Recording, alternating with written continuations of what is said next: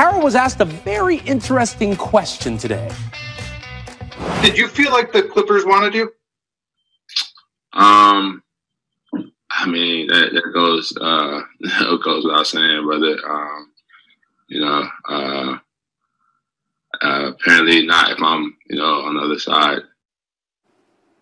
Okay. I like that answer. All right, NBA front office insider Bobby Marks is here after a very busy weekend. Bobby, I want to start you out on the West. You really like what Portland is doing this offseason. Why? Oh, I like them so much that I think they're the second best team in the Western Conference Whoa. right now. And this is from a team that finished 8th, barely got in, beating Memphis in that play-in game. And this is why I like them. Of course, we've got Damian Lillard back and C.J. McCollum, Josef Nurkic. But this is what I call the $40 million club, right? They were able to make 2 big trades, Enes Kanter for Mario Hezonja, Robert Covington for Trevor Ariza, and then they went free agent shopping. They bought back Rodney Hood, Carmelo Anthony, Derrick Jones Jr., and Harry Giles. And Ryan, what it does is interchangeable positions, right? You can kind of swap guys in and out.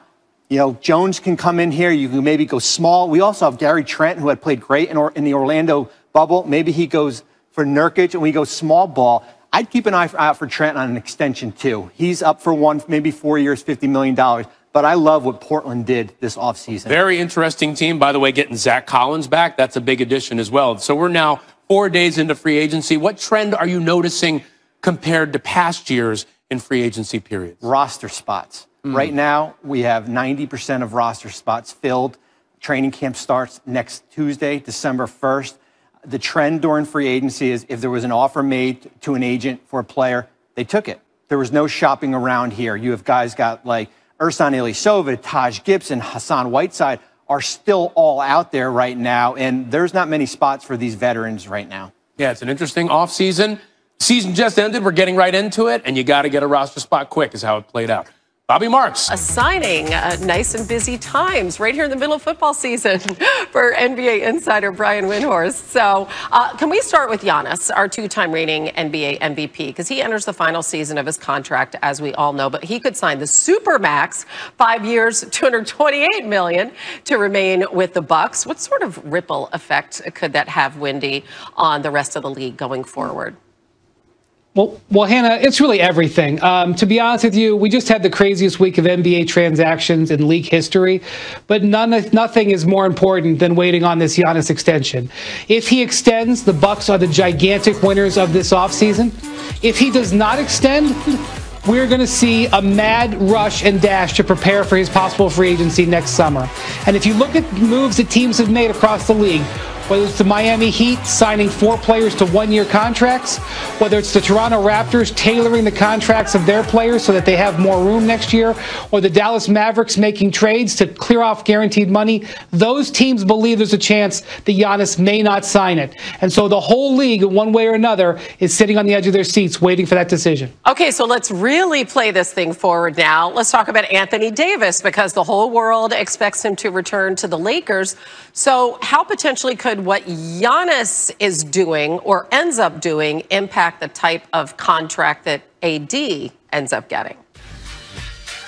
Yeah, it's unusual for AD to delay his re-signing for this long. And one of the things he could be watching is what Giannis does.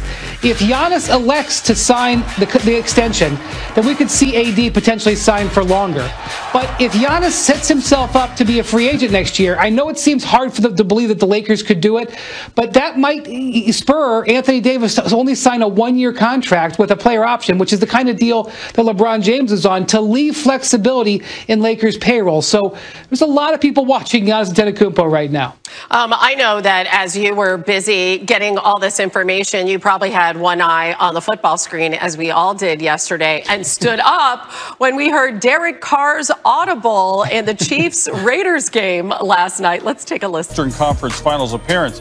And the Lakers, fresh off the title, agreed to deal with Marc Gasol. They drafted him originally. Defending champs are reworking their front court, trading JaVale McGee to the Cavs to clear up some space for Gasol.